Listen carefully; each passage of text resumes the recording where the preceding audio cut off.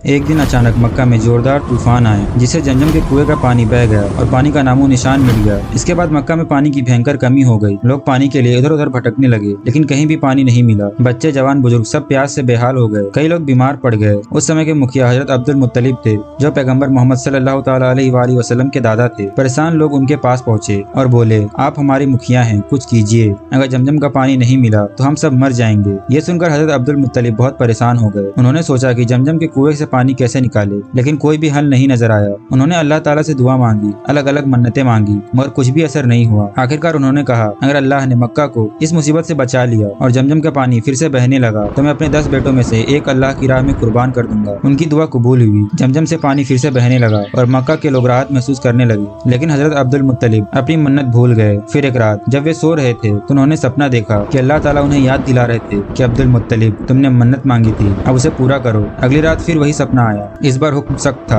अगर 7 दिनों के अंदर तुमने अपनी मन्नत पूरी नहीं की तो तुम्हारे सभी बेटे मर जाएंगे और जमजम का पानी फिर से सूख जाएगा। अब हजरत मुत्तलिब घबरा गए, लेकिन उन्होंने इस सपने के बारे में किसी को नहीं बताया। तीसरी रात फिर सपना आया। इस बार अल्लाह का हुक्म बहुत सख्त था, अब्दुल मुत्तलिब अब और देर मत करो, अपने 10 बेटों में से एक को कुर्बान करो। अब तो बहुत डर गए। उन्होंने अगले ही दिन अपने सभी बेटों को बुलाया। जब सारे बेटे आ गए तो हजरत अब्दुल मुत्तलिब ने उन्हें अपना सपना बताया और बोले, मेरे प्यारे बेटों, मैंने अल्लाह से मन्नत मांगी थी कि अगर जमजम का पानी फिर से बहने लगे तो मैं तुम में से किसी एक को अल्लाह की राह में कुर्बान कर दूंगा। अब अल्लाह का हुक्म आ गया है कि मैं अपनी मन्नत पूरी करूं, मगर मैंने ऐसे नहीं किया तो तुम सब मर जाओगे और जमजम का पानी हमेशा के लिए बंद हो जाएगा। अब तुम बताओ क्या करना चाहिए। ये सुनकर तौरा के जानकारों ने कहा, ए अब्दुल मुत्तलिब, आपने जो मन्नत मांगी थी अब अल्लाह ताला उसे पूरा करने का हुक्म दे रहे हैं। आपको अपने 10 बेटों में से एक को कुर्बान करना होगा। ये सुनकर हजरत अब्दुल मुत्तलिब बहुत परेशान हो गए। वो सोचने लगे कि किस बेटे को कुर्बान करें। उनके लिए सभी बेटे बहुत प्यारे थे, कोई रास्ता ना दिखा तो उन्होंने अगले ही दिन अपने सभी बेटों को बुलाया। सबसे पहले उन्होंने अपने बड़े बेटे हजरत अब्बास से कहा, बेटे, मैंने अल्लाह से मन्नत मांगी थी कि अगर जमजम का पानी फिर से बहने लगे तो मैं तुम में से किसी एक को कुर्बान कर दूंगा। अब मुझे अपनी मन्नत पूरी करनी है। हजरत अब्बास ये सुनकर चौंक गए और बोले, अब्बा, ये कैसी मन्नत है, मैं इसे पूरा नहीं कर पाऊंगा। फिर उन्होंने अपने दूसरे बेटे हमजा से कहा, बेटे,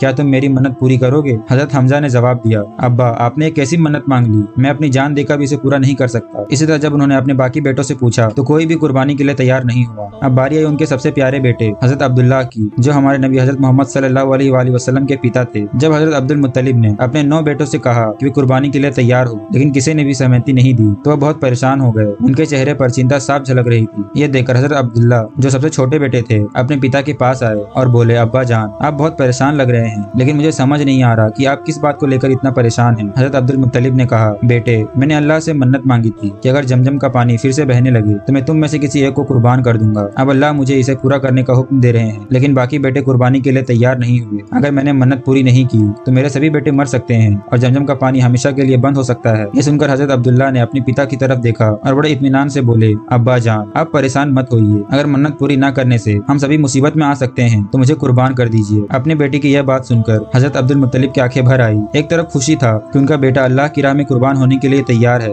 लेकिन दूसरी तरफ यह सोचकर उनका दिल भारी हो गया कि उन्हें अपने सबसे प्यारे बेटे को खोना पड़ेगा। लेकिन अब उनके पास कोई और रास्ता नहीं था। अगर वो हजरत अब्दुल्ला की कुर्बानी नहीं करते तो उन्हें अपने सभी बेटों को खोने का खतरा था और जमजम का पानी हमेशा के लिए बंद हो सकता था। जब हजरत अब्दुल मुत्तलिब ने अपने बेटे की कुर्बानी का फैसला किया तो यह खबर पूरे मक्का में फैल गई और कई लोग बहुत दुखी हो गए, क्योंकि वे हजरत अब्दुल्ला से बहुत प्यार करते थे और उन्हें खोना नहीं चाहते थे। इसी दौरान हजरत अब्दुल्ला की फूफी फातिमा दौड़ती हुई आई। वो तौरा की ज्ञान रखती थी और जानती थी कि तौरा में लिखा है कि हजरत अब्दुल्ला की संतान से आखिर नबी जन्म लेंगे। जैसे ही उन्होंने सुना कि हजरत अब्दुल्ला की कुर्बानी दी जा रही है तो वह तुरंत हजरत अब्दुल मुत्तलिब के पास पहुंची और बोली, ए अब्दुल मुत्तलिब, आप ये क्या कर रहे हैं। अगर आपने अब्दुल्ला की कुर्बानी दे दी तो दुनिया का आखिरी नबी पैदा नहीं होगा। तौरा में लिखा है कि आखिरी नबी अब्दुल्ला के वंश से आएंगे। आप किसी भी हाल में अब्दुल्ला की कुर्बानी ना दे। हजरत अब्दुल मुत्तलिब ने मन्नत मांगी थी कि अगर जमजम का पानी फिर से निकले तो वो अपने 10 बेटों में से किसी एक को अल्लाह की राह में कुर्बान करेंगे। जब उनकी मन्नत पूरी हुई तो उन्हें अपना वादा निभाना पड़ेगा। उन्होंने अपने 10 बेटों के बीच लॉटरी डाली, जिसमें हजरत अब्दुल्ला का नाम आया। यह देखकर हजरत अब्दुल मुत्तलिब परेशान हो गए, लेकिन अपनी मन्नत पूरी करने का इरादा किया। जब मक्का के लोगों को यह बात पता चली तो उन्होंने इसका विरोध किया और कहा, हम किसी भी हाल में अब्दुल्ला को कुर्बान नहीं होने देंगे। इसी दौरान एक विद्वान ने सुझाव दिया कि दोबारा लॉटरी डाली जाए, लेकिन हजरत अब्दुल्ला के मुकाबले ऊंट का नाम रखा जाए। जब पहली बार पर्चा निकाला गया तो फिर से हजरत अब्दुल्ला का नाम आया। मक्का के लोगों ने दोबारा लॉटरी डालने का कहा। यह सिलसिला 99 बार दोहराई गई, लेकिन हर बार हजरत अब्दुल्ला का नाम ही आया। अब हजरत अब्दुल मुत्तलिब और ज्यादा परेशान हो गए। उन्हें समझ नहीं आ रहा था कि क्या करे। आखिरकार उन्होंने 100 ऊँटों का इंतजाम किया और फिर से लॉटरी डाली। जब आखिरी बार पर्चा निकाला गया तो इस बार ऊँट का नाम आ गया। मक्का के लोगों में खुशी की लहर दौड़ गई। हजरत अब्दुल मुत्तलिब ने 100 ऊँटों की कुर्बानी दी और इस तरह हजरत अब्दुल्ला की जान बच गई। हजरत अब्दुल्ला बहुत खूबसूरत और नेक दिल के इंसान थे। उनकी सुंदरता की चर्चे पूरे मक्का में थी।